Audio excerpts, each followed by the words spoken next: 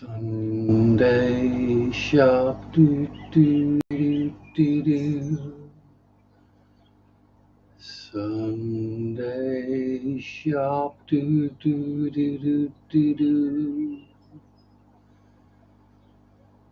Sunday Sharpe, do do do do do do do do.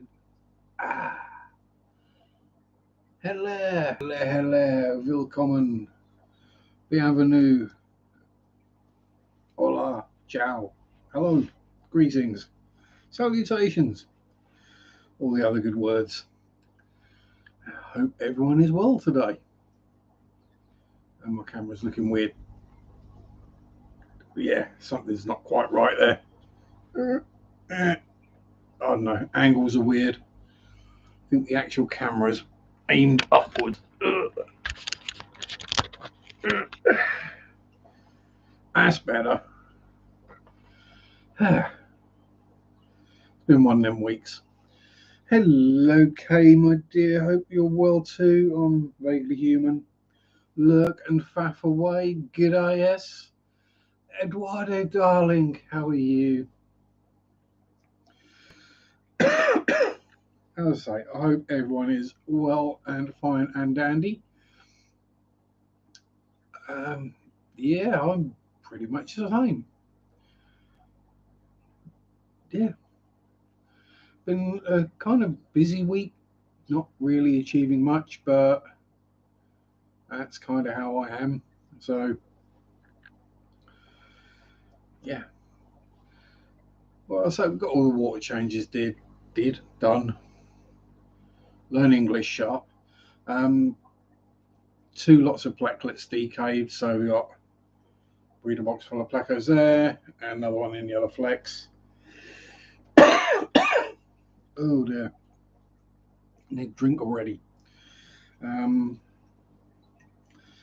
think other than that there's been any new births. I've not seen any new babies, although I can now confirm there are actually 5 Limia fry in the new tank.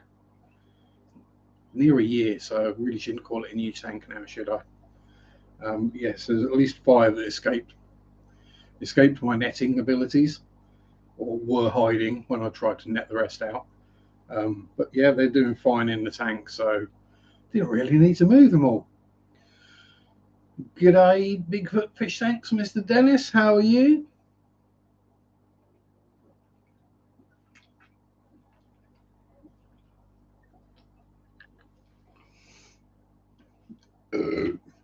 And Quick Keeper Tim, how are you?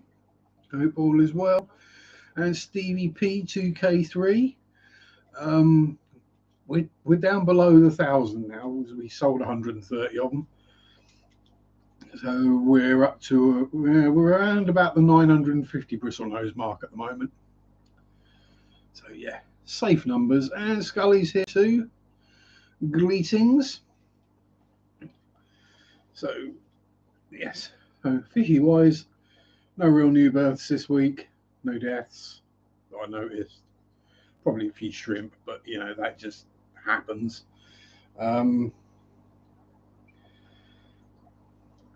One change we've made is the summer tubbing season is underway. The 10-gallon bucket is just outside the back door. Yeah, it's a 10-gallon bucket with water in it and a couple of bits of fake rock, and a bit of horn wort. And when I can be bothered, tomorrow, not when I can be bothered, tomorrow, I will take some of the mulm out of some of the placklet tanks and drop that in the bottom of the tub. And chuck in a couple of mollies to munch anything that's on the horn wort or living in there that we don't want in there. Give it a week, pull the mollies out, bung a bunch of shrimp in there and see what happens. I will do a video on the subject. Debbie's here. Good evening, my dear. And yeah, I'll just do you know what I'm like. It'll be a. I did a thing. Here it is. Waffle, waffle, waffle. Forget the important, salient facts. Like, comment, subscribe. Well, yeah, that kind of video. And yeah, no filter, no pump, no nothing or whatever. It's basically a 10-gallon bucket of water sat there with some shrimp in it is what it's going to be. We'll see what happens. I'll either get bloody hundreds of shrimp or I'll get no bloody shrimp. One or the other.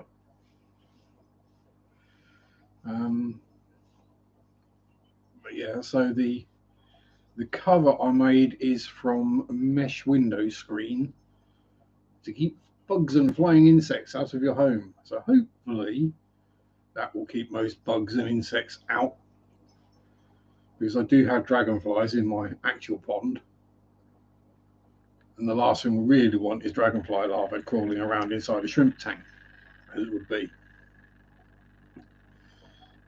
Shrimp wouldn't survive very long, I don't think.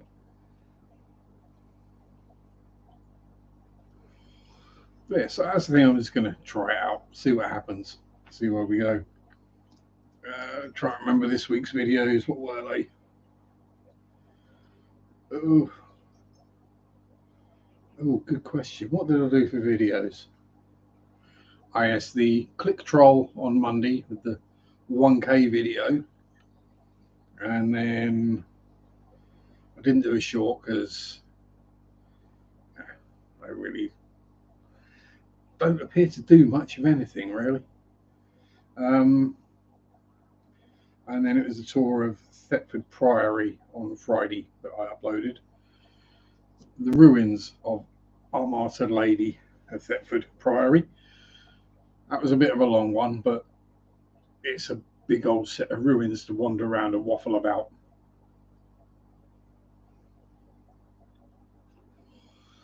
This week's video is coming up to look forward to, not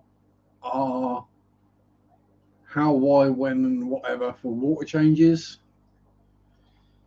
See you later, Timbo. Have a good time. Well, you know, at work. Never good. Although technically, I suppose I'm at work right now.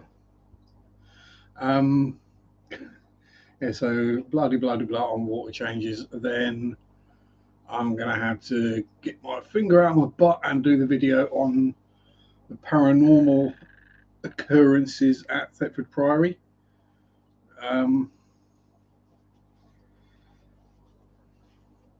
You did, unfortunately, Brian, you missed the topless part. Thankfully, nobody wants to see that. Just picture a white. Picture an albino walrus on the beach, and you're pretty much there.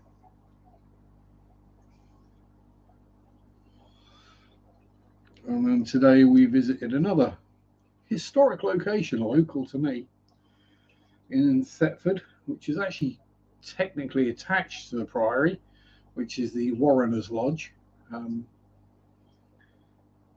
Quite an interesting place, and another paranormal location as well. We did have a slight experience, but nothing. Oh, is that Rebecca? I see it is. It's freshwater ichthyology. Hello, my dear. Good to see you too. If it's your first time here, I do apologise. Ever visited one of the abandoned hospitals or mental hospitals? Not an abandoned one.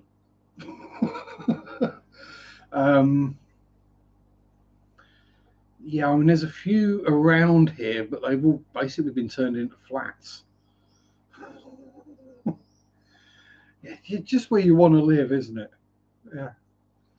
What we're going to do is we're going to take the Victorian era teaching hospital. Actually, I think it was older than that, the Norfolk and Norwich, and we're going to turn it into high-class luxury flats. Yeah, I got a funny feeling that they're probably not going to sell for as much as they think they're going to sell for. Yeah, it's something I would like to do regular at some point. Take a wander around one of those places. Live near Broadmoor. Anyone works there lives. Yeah. Broadmoor is a very creepy area. I've spent quite a bit of time as a youth up on the Devon moors, uh, Dartmoor mostly, bit of Exmoor. Yeah, no one that works there lives in the area. No, don't blame them. Last thing you want to be is you sat at home and there's been an escape, and they recognise you. Um, Uh-oh. Uh, Hello, Purdy Paddy. How are you, Miss Lurky Lurk? Yeah, it's. I mean, Dartmoor is definitely one of the more active parts of the country. I mean, just straight off the top of my head, you got the hairy hands, which I don't quite get. Is a ghostly pair of hands that apparently grab your steering wheel and drive you off the road. Hello, Dennis. Good morning. Um, yeah, apparently that one's it's generally experienced by people coming back from the pub. Sounds like an excuse to me. I've been up to the top of Hound's Tor as well, which is apparently also haunted, but we did that in broad daylight in the middle of summer. I was about 7 at the time. Beast of Bodmin. Uh, I think we can safely say the Beast of Bodmin is just one of the country's random escaped wild bred black panthers or melanistic leopards or something like that. Oh, there was reports around this area of one not too long ago. He says, being old, forgetting just how long ago, it's probably 10 years now. Riteshi's here. Hello, sir. Prepare for a slightly weird live stream. Surrey cougar, the cat type. Yeah, you've also got the Surrey cougars. Yeah, I'm yeah, yes. Surrey is normally known for a different kind of cougar. Or is that Cheshire? One or the other. Yes, I know different ends of the country, but the Real Housewives of Surrey. Whoa, here she comes. Yes, and everyone will get that one without me having to sing the rest of the line and get copyright striked. Not that copyright can actually pick up my voice as actually doing something musical.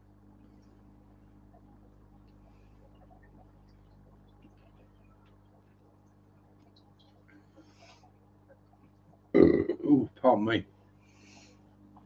But yeah, there's a fair bit of weirdness occurs on the moors, the wild and windy places of the country.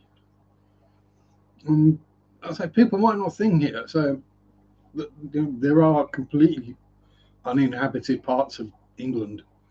Uh, Tiny little country, tiny little island, but there are bits of it people don't live, usually for good reason, because you don't want to.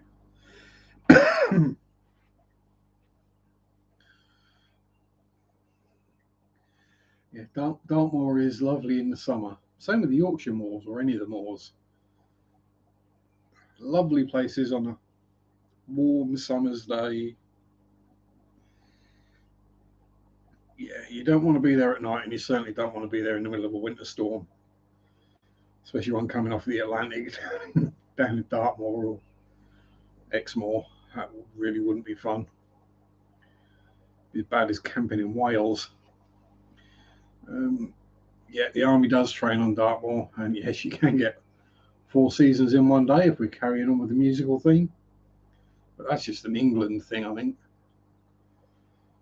I'm not entirely sure what the weather's trying to do today, to be honest. It's pretty much been overcast all day and trying to rain, but it's got that weird feel in the air. Yes, that's those kind of cougars, the fun kind of cougars. The kind that don't want to rip your face off. Um, don't trust an animal that can kill you with its face. It's a general good rule to live by. So, yeah. So we visited the Warreners Lodge today.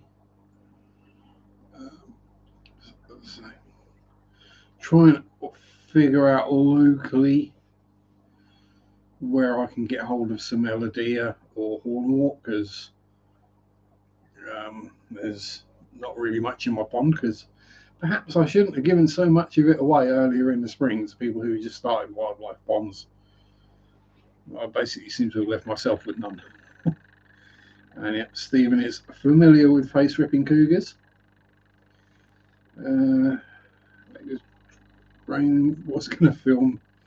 Yeah, not in the rain. This is it. It's probably good to film when it's cloudy, because then you don't, especially if you're doing anything watery, because it reduces the amount of glares and reflections and weirdnesses that go on. But yeah, I mean, it all depends on whether the device you're using to record is waterproof or not. I wouldn't have an issue. With the GoPro, I'd get out and wave it around in the middle of a torrential downpour. My poor little camcorder, yeah, I'm not going to get that out if it's more than just spitting. And Dennis, hello, sir. Mr. Tater Salad has been a member for 6 months. And thanks for reminding. Memberships are open. £1 a month.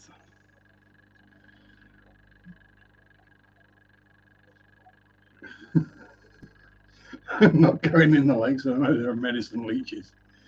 Yeah, there are leeches all over.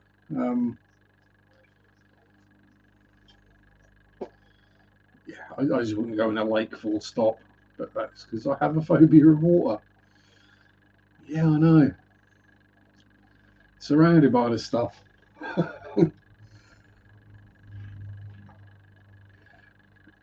And if that was like a natural pond lake, that depth, I wouldn't be able to walk in it.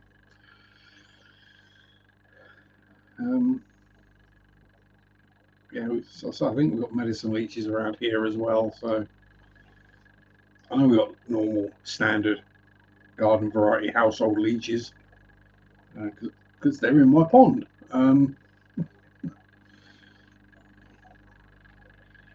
They just turn up.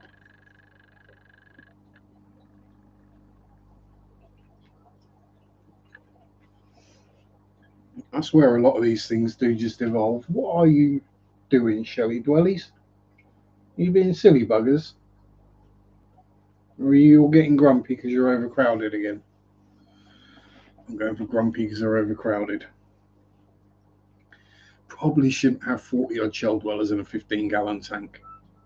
Just saying. Ain't not my fault. They bred, and I do need to sell some, but maybe this weekend coming up. Might be able to shift some more bristle noses this weekend, which would be good. Be nice to shift some of the shillies and some of the mollies and some snails and shrimp, and yeah, pay my wages. They're Neolamprologus similis. Let's have a look, see at the carnage. So if you're not familiar with the tank, that way.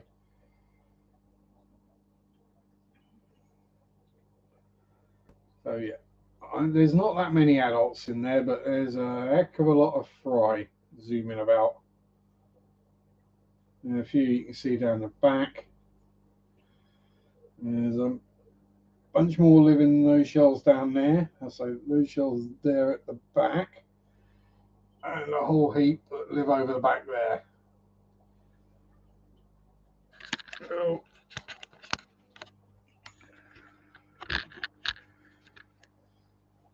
Well, thank you very much, Dennis. Yeah, so as I was saying earlier, we visited a place attached to the Priory. Not physically, it's several miles away, but we were there today. The old Warrener's Lodge. Do I ship in the UK? I generally don't, Debbie. I can make exceptions, but I suck at bagging up fish.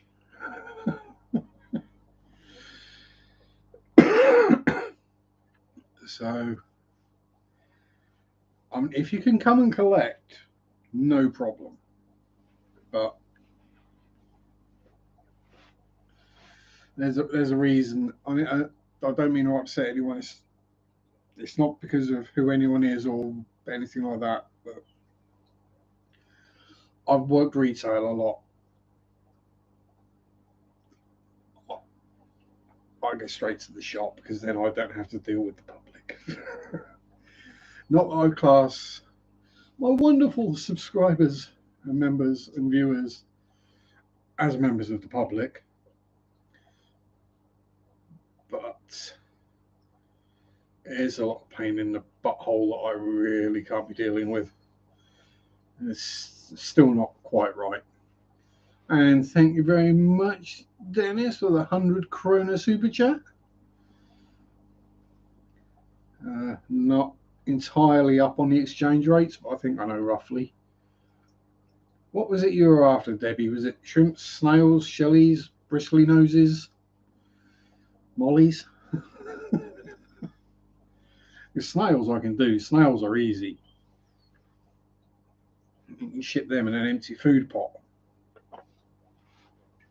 Just tape it up with a bit of damp kitchen rug or damp kitchen towel in there. That's usually enough for snailies.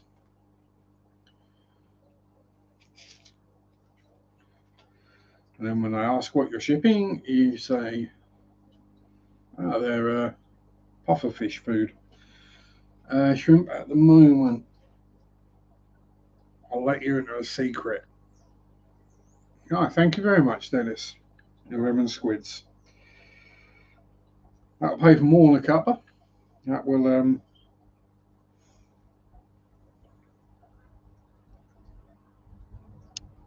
yeah, pretty much pay for my monthly phone and internet bill.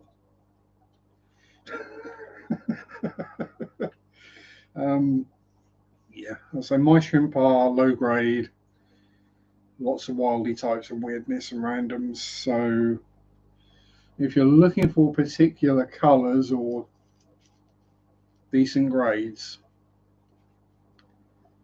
I don't get it. That's because I'm rubbish. And I don't do culling and things like that I should, which is one reason I'm trying to experiment outside to see what happens. See whether we can keep cherry shrimp in the UK outside in the warmer months. I'm pretty sure we should be able to. And if it turns out we can, then what's to say we don't take the comets out of the pond and have a shrimp pond in the garden?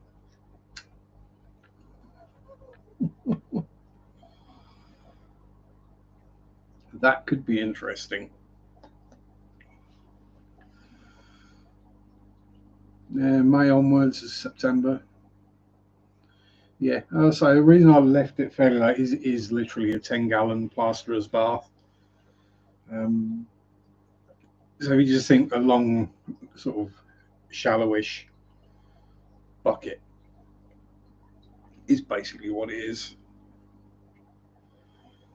But I know it's good for bristlenoses and crebensis, oh, pardon me, to live and breed in. So it should be big enough for shrimp.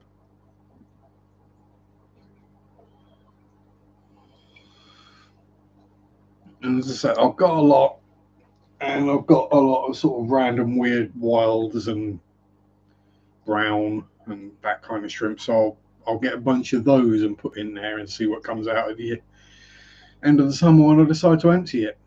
And so there will either be hundreds of shrimp in there or there'll be no shrimp in there. And we can say, yeah, that didn't work, but we'll know. Okay, Ritesh, enjoy your dinner. Hopefully you're having something yummy. I'm guessing it's probably gonna be.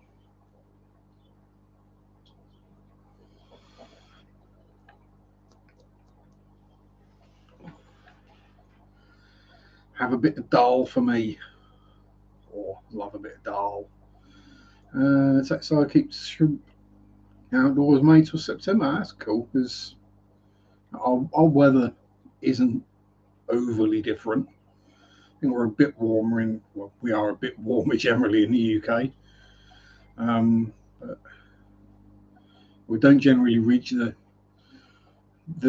depths of freezing that you do in the winters, but I think the summers get just as hot as ours do. Something bit me. Mutton and rice. That sounds good to me, Ritesh. Yeah,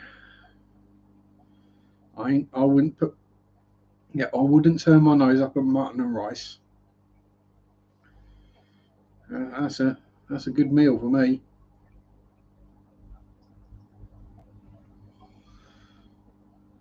Nice slow cooked mutton. Oh yeah, it's got so much. Well, okay, we do get the occasional oh my god, hot spells, but we've been in the 20s C this week, so yeah, generally our summers are wetter, which hopefully won't be a problem.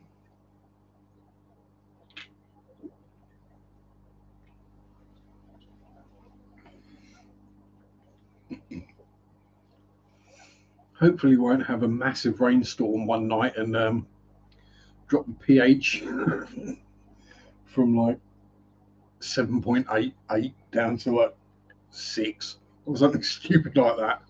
Kill everything in the tub. Um,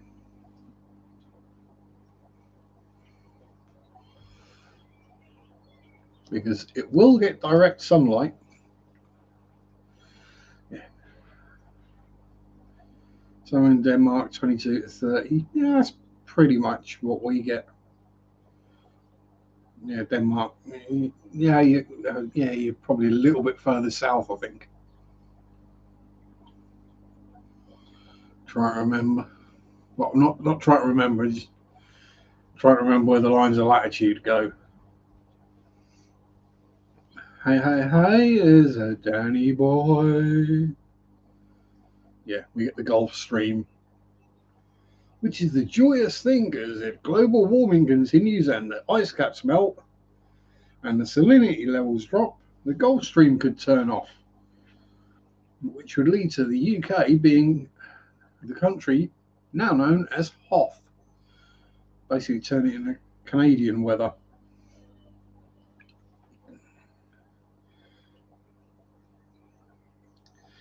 Get the Severums, Dan. Get the Severums. Go plantless. You'll like it. Trust me. Exactly, Dennis. Give me the opportunity to have a bit of a sing song. I'll stick the first line in anyway. You tend not to get pulled for one badly sung lyric. Oh, yeah. There you go, Dan. You're in trouble now. We've got Rebecca on you.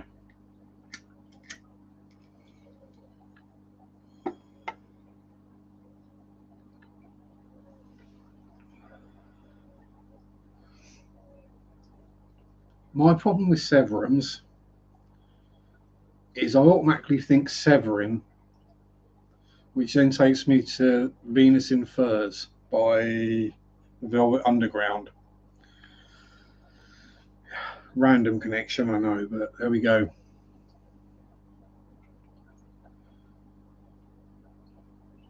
That's a song I should play on radio more often.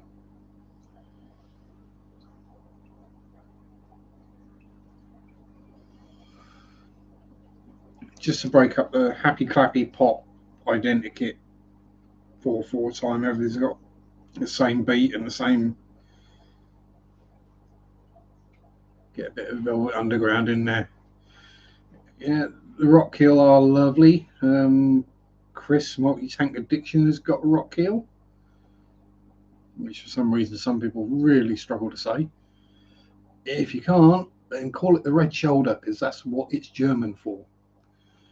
We'll keep going on current course. We're looking like Blobfish and singing Darren Boyan full on underwater cadence. Oh, Danny boy.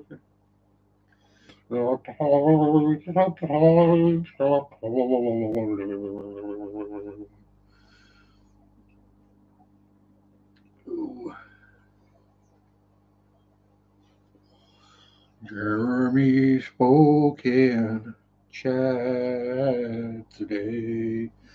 Sorry. Jeremy is setting up a new tank with a sump. How much space you'll go in between the top of the sump and the bottom of the tank? Enough to get a net in. Get your net. Make sure you can get it in the sump. That's pretty much what I'd do. Then I'd take the pipe that goes from the tank to the sump, block it off. No.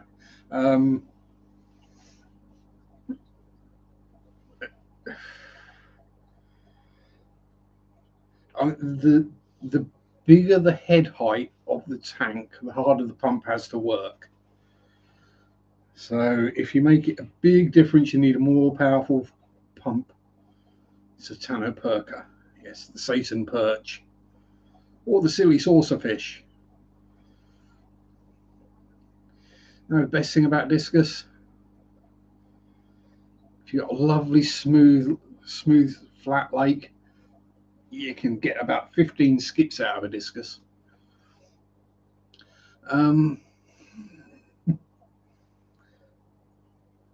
Yeah, so I have no knowledge of sumps really. I've never had a thump. If I had a tank, it would have bristle noses in it. But actually, all joking aside, if I had a tank with a sump, yeah, they are perfectly shaped for a frying pan. Easy to fill it as well. Go well in a sandwich.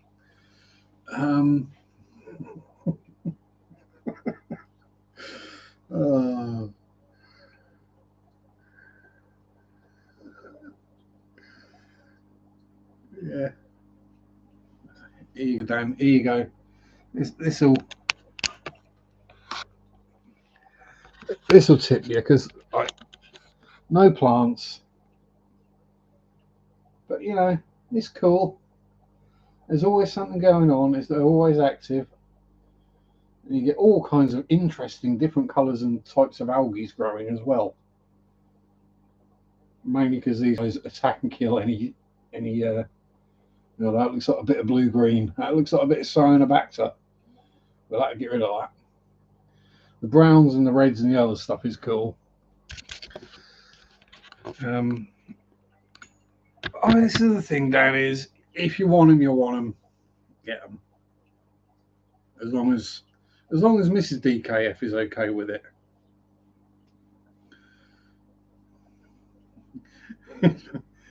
Yeah.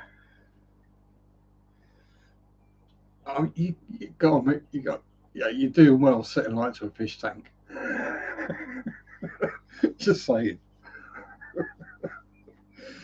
Imagine having a fire with all that water around. Oh dear. Sorry.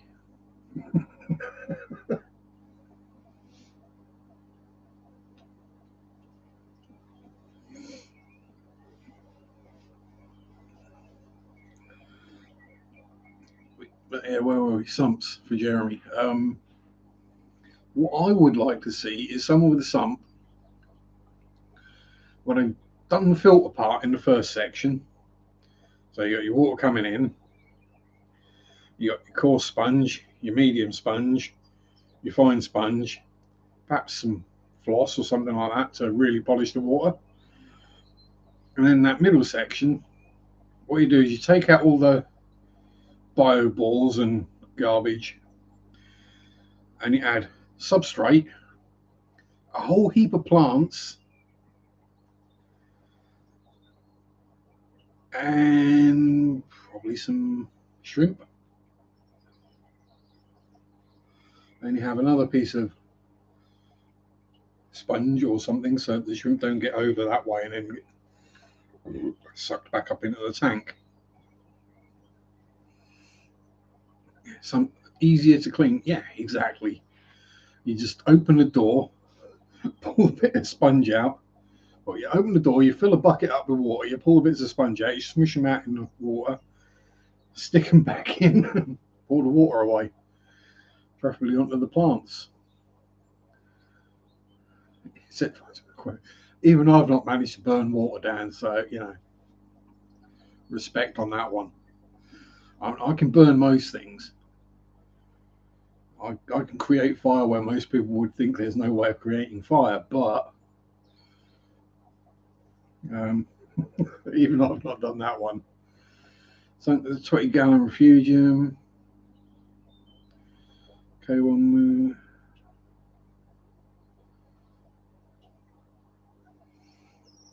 Yeah, that's exactly what I was thinking, Rebecca, because if you've got plants in there that are growing, you're still going to have nitrate in the water. Don't care how much media you put in there, you're still going to have nitrates and stuffs in the water. So basically, a planted sump just seems like the perfect solution. And you could then sell the plants as well. Or if you put shrimp in there, you can sell the shrimp and make it pay for itself. That might just be me thinking of breeding and selling stuff to make money and live.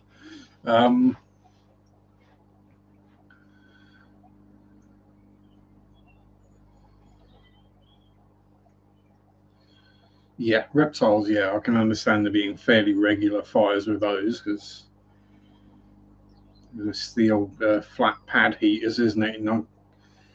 You can guarantee there are people who've got their vivarium. There's all the different ariums. I think it's a vivarium for snakes and reptiles. And they've got it sat on a nice piece of wooden furniture, and they've stuck the heating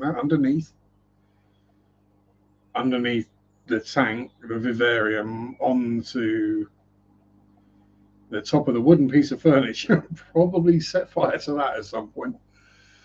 Don't mean to make lights.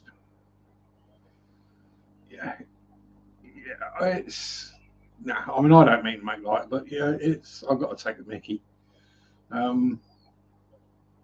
It's an accident. These things happen. We'll do dumb stuff from time to time. I mean, this is me, undisputed king of the dumb injury.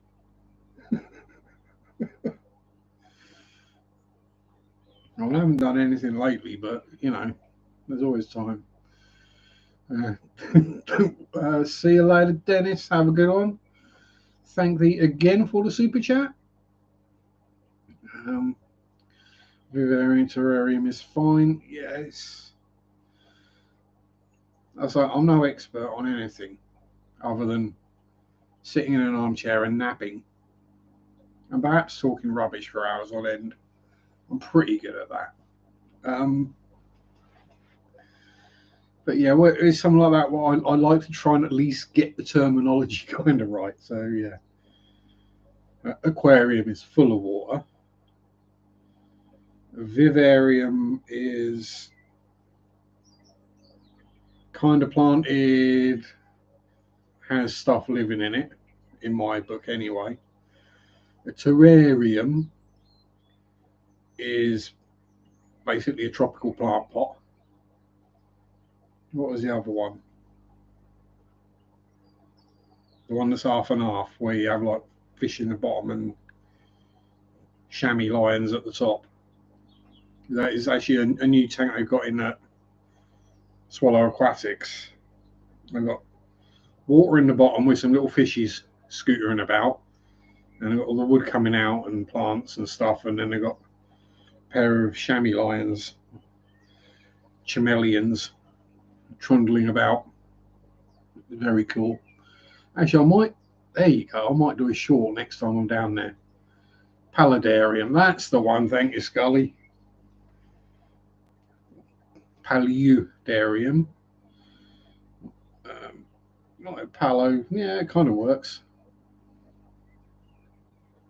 Or if I was in a glass box, it would be a paludarium. Firearium. Scorchio. Yeah, I was going to make a joke about fire salamanders.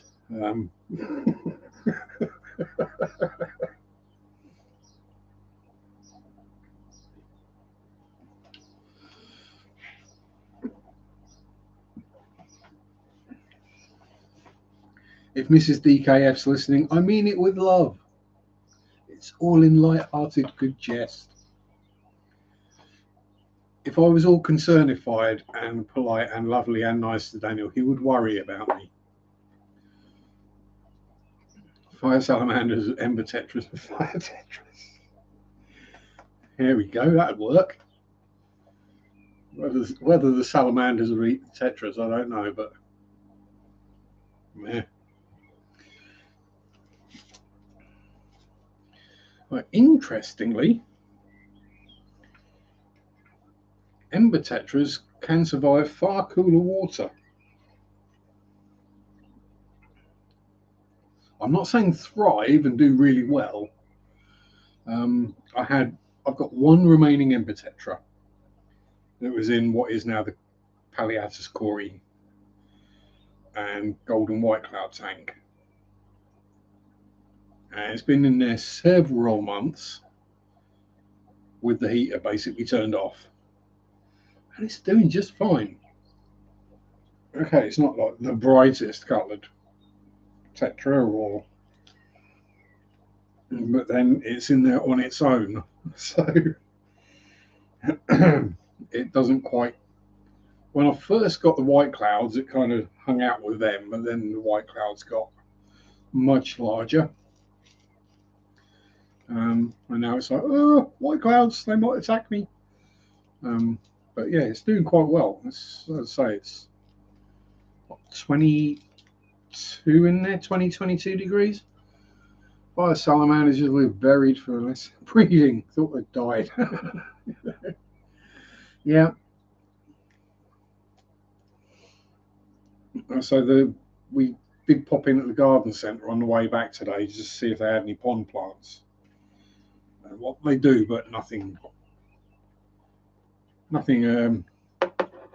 of the stem planted variety, Elodia or hornwort, or Elodia, whichever one it is.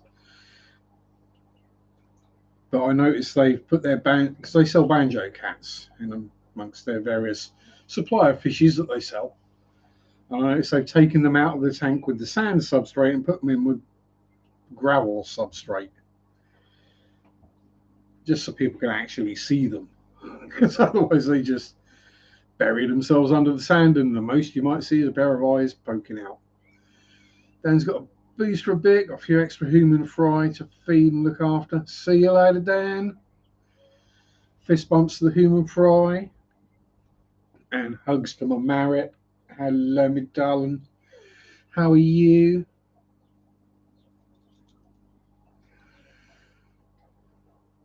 Hope you got your 300 all sorted now. All the substrate changed, so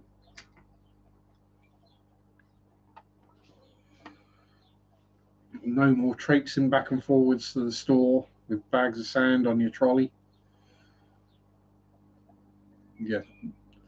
Dumb things Sharpe did this week. Yeah, there is something dumb I did this week. Now it just made me remember. I was 400 litre. Yeah, I'm good. Now, as some of you are aware, not too long ago I had a bout of the Rona. Yes, COVID. And I am noticing there have been longer term effects, shall we say, with the old breathing. Not too bad, generally.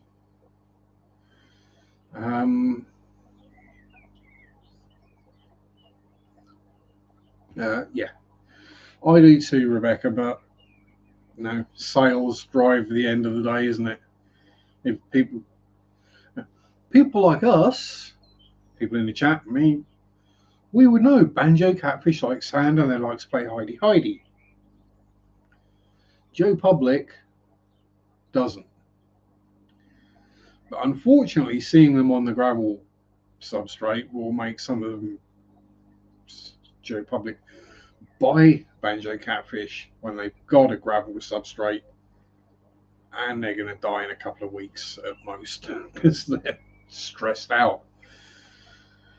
Anyway, so yeah, dumb thing Sharpe did. I've been planting up some containers for courgette or zucchini, whichever you prefer. So yes, compost and topsoil and that kind of thing. I looked at what I had and I thought, I'm going to need more. So I popped into town, which 5-minute walk to the pet store, pet and garden store, and grabbed a bag of compost. Well, it wasn't compost. It was topsoil. And yeah, when you just had COVID and you've already got a rucksack full of bottles of Coke and energy drink, don't try and carry a 30 kilo or 60 odd pound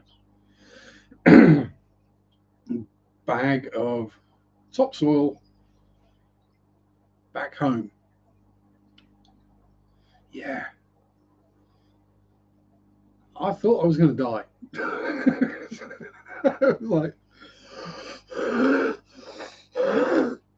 It was like Darth Vader had just run the marathon. Yeah, that was a dumb idea. What I should have done is got the bag of compost from the supermarket next door when I was doing the shopping, which would have been dry and light. Not the bag of topsoil that had been sitting outside on the pallet in the rain, soaking up the water.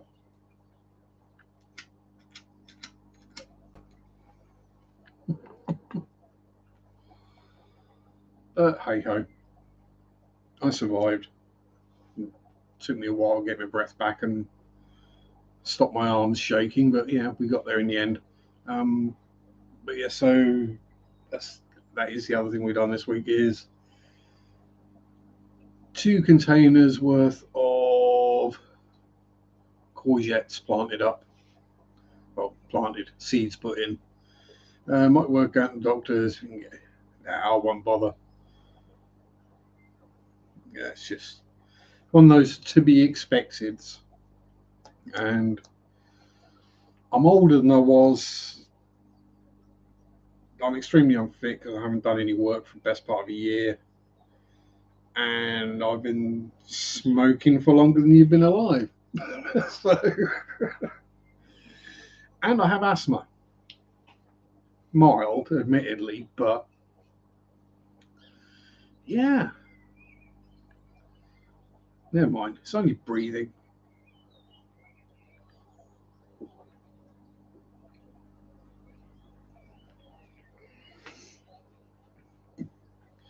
Right, I'm going to wake up one morning with a pair of bristlenose gills on my neck and a big round mouth. Start sucking on the windows. Oh, I'm getting flashbacks to that episode of The X-Files with the Leech Man. Oh, you remember that one? The leech guy that was living in the sewers. Yeah, that was creepy.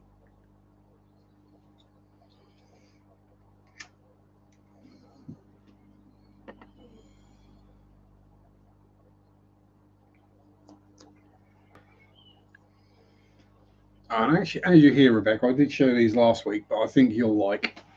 Oh, oh, old man. Got some coasters for my birthday.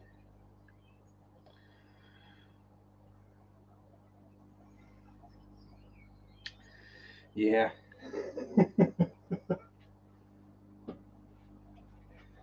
And Marriott is slipping.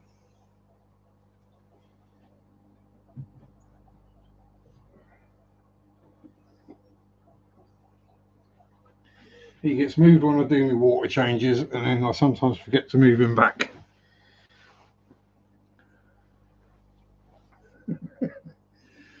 See, I didn't even see that he typed that, Marriott. I just knew.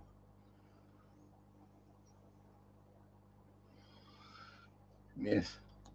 Here he is, the floof monster himself, lord of all he surveys, my owner, and Goose Cat. So if you hear any random knocks or bangs or anything, or meows, don't worry, it's either the shadow figure upstairs or Ghost Cat wandering around. And that's just the birds in the back garden. Oh, Grumpy Cat. Grumpy Cat is grumpy. Sending fusses to Grumpy Cat and any other kitties that happen to be around. Anyone got kitties? Give me a little scratch on scratch behind the ears for me. And belly rubs if they're friendly enough. Do love kitty belly rubs.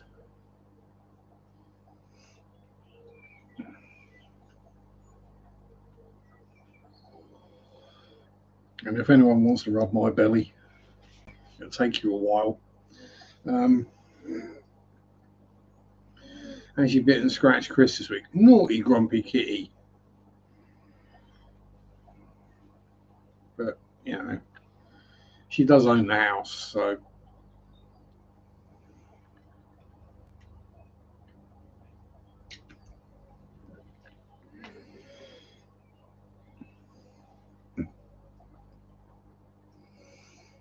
Yeah, I had a slightly stoned ginger this week comes in. I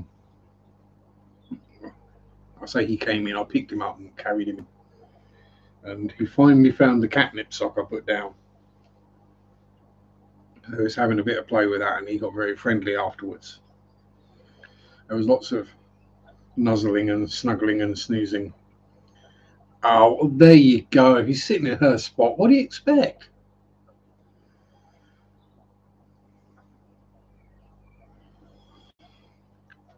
Cats are very much like Sheldon Cooper from Big Bang Theory. That's my spot. You don't sit in my spot. Only I sit in my spot. I mean, no one else would sit in my armchair, but that's because it's basically mostly my DNA now. When you had the same armchair 20 years plus.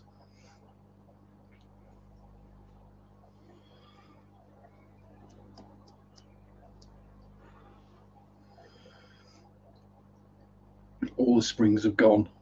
There's holes in it. It's had it. It's my armchair and it's comfortable. I think Rebecca will be interested in seeing what you're going to be getting, Marriott.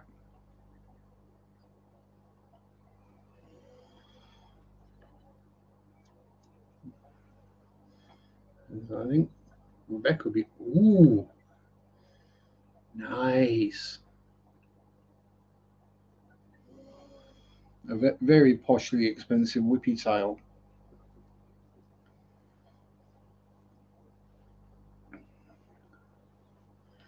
Not the sort of thing you get a colony of. I mean, that's one of the things I thought is if I got some expensive bristly noses, one of the expensive flavours, like the greens or the blues or the whites, and bred them successfully.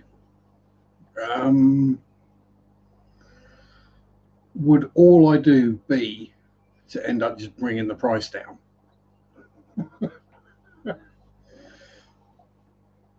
A sneaky suspicion I might do that with the Super Reds, where it just gets to the point where, yeah, I've just flooded the market.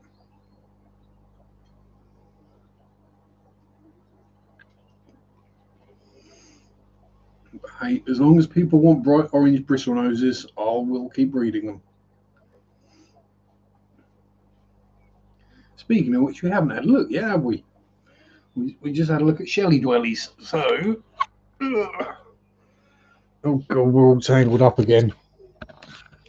So, as is usual now, we got 150 baby bristly noses in there. Some ugly Scotsmen. Bunch of Molly Wallies. Oh, there's Mama. Down the back there. 30. Mollies. Who else is out and about? Oh, is that an escaped? Do we have an escapee? Down by the cave, possibly. Oh, there we go. One of the male Nanacaras. And one of the electric blue Acaras. I think is Ernie looking at this angle. Oh, and Missy Cara as well, a female.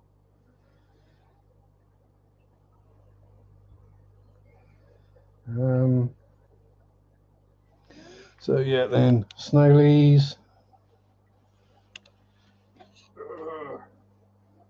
Super Reds, half a spawn of standards.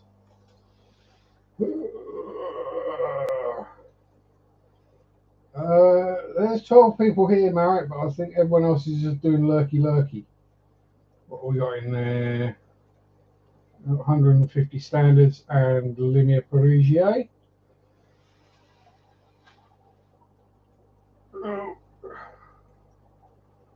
130 Super Reds and Mollies. Another half a spawn. And another spawn down there as well. Yes, I think everyone is engaged lurk mode at the moment, Marek. Tends to happen.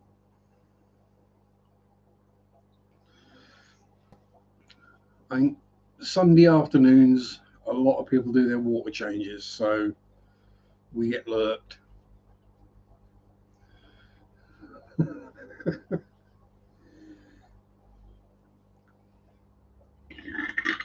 Ooh, pardon me. Yeah, it does tend to go fairly quiet midstream. Yeah, cleaning the garage and listening.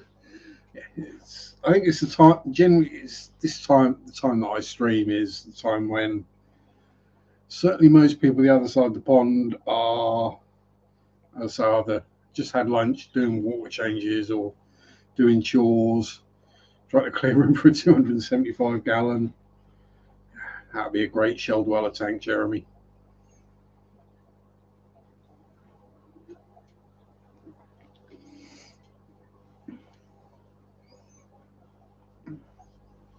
Eduardo's busy, I'm guessing, doing water changeries or other chores type stuffs, or getting stuff ready for work tomorrow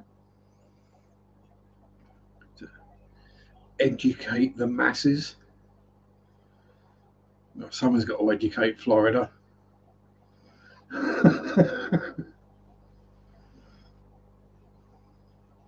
Shelley's analeptosome. Oh, sweet. I did look into Cyprichromis, and yeah, I don't have the tank for them at the moment. So the tank I have that I can get a pair of somethings in, It's probably going to be a Pistos, let's be honest. Yeah, is a 15-gallon flex, and Cyprichromis are open water zoomy fish.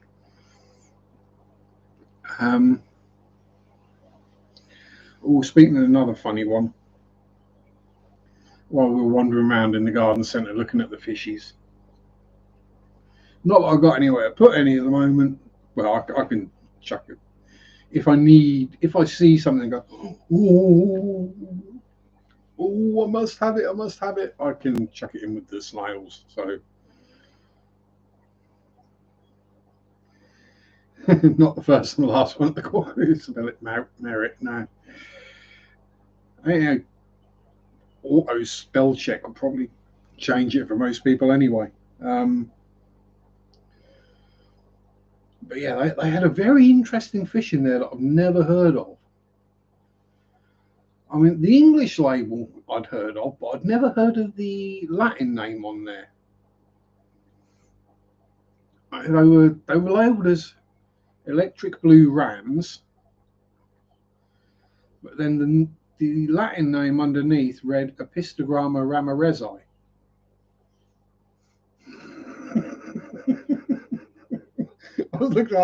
I looked twice like, what? No, they're not Apistos. Like, oh no.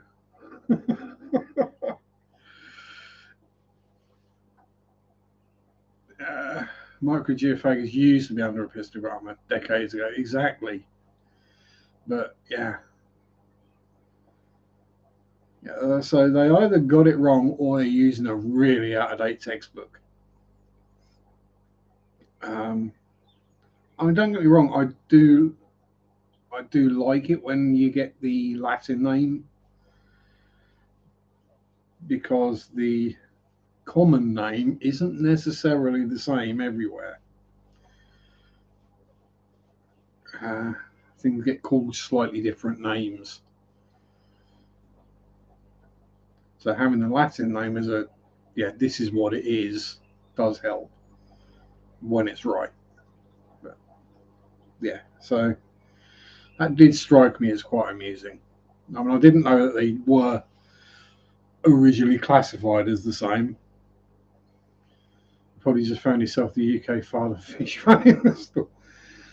No, there weren't any iron crosses around or anyone thumping Bibles. Yeah, me and Father Fish don't get on very well. I'm neither Christian nor right wing. Far right.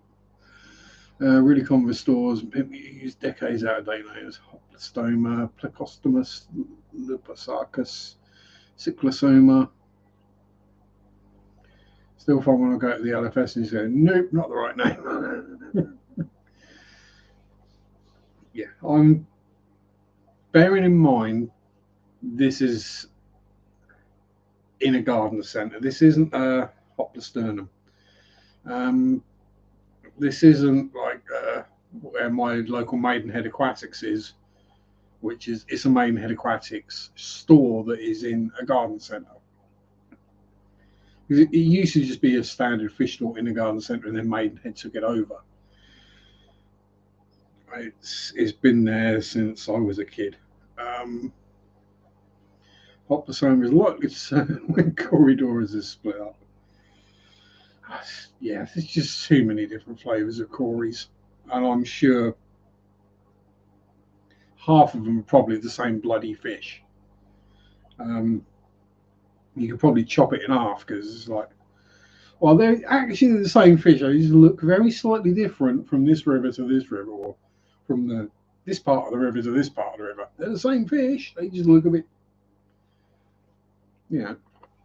like we're all the same species, but from different parts of the world or different areas, we look rather different.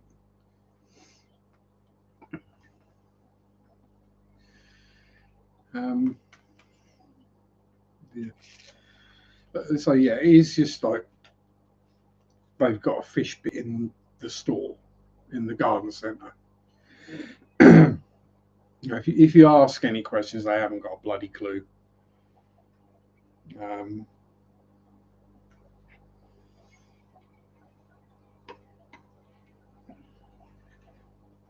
I think Corey's will be split into 6 to 8 different genre. Yeah, sounds about right. Um,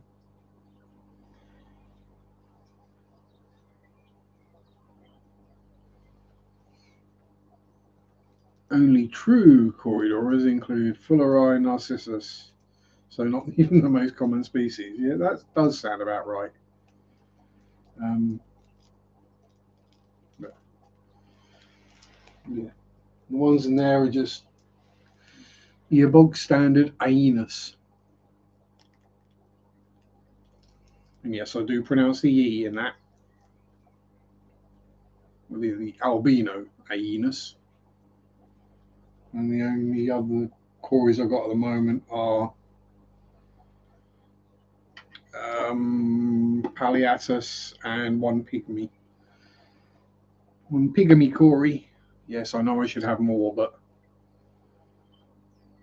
simply would spell it as Aenus. Yes. Aenus. Oh no, it's got a new glasses. Yay! Finally looking through the right kind of lenses. Have you noticed less eye strain and less headaches lately? Dee Dee, my dear, how are you? Oh, chucking ash all over myself. Nothing new there. Now I've got outdoor glasses and reading glasses. Oh dear, you are getting old. Oh.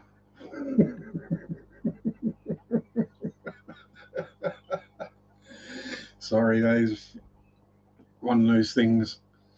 Do you have one that you wear, one hanging around your neck on a lanyard, and then you go, whoop, whoop. To do like flip down and flip up. It's kind of what we want, really.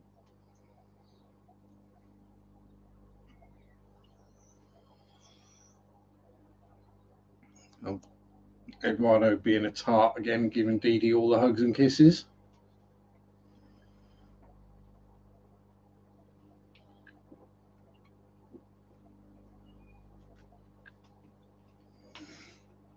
I swear, Eduardo, you're a bigger flirt as I am. That takes some doing.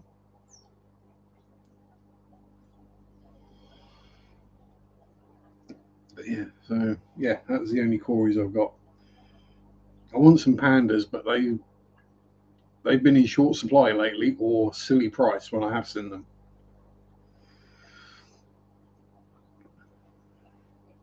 And Dennis just found a piece of Ramareza in a book published in 1965. Yeah, I don't recall 1965, Dennis.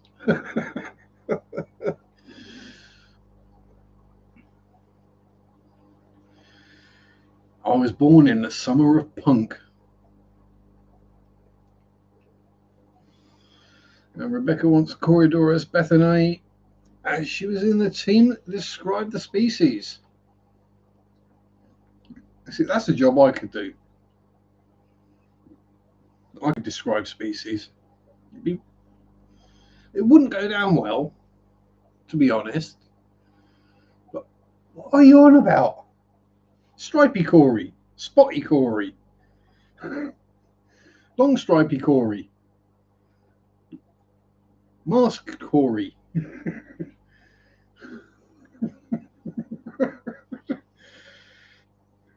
Orange, yellow, green, purple. It would be funny, yeah.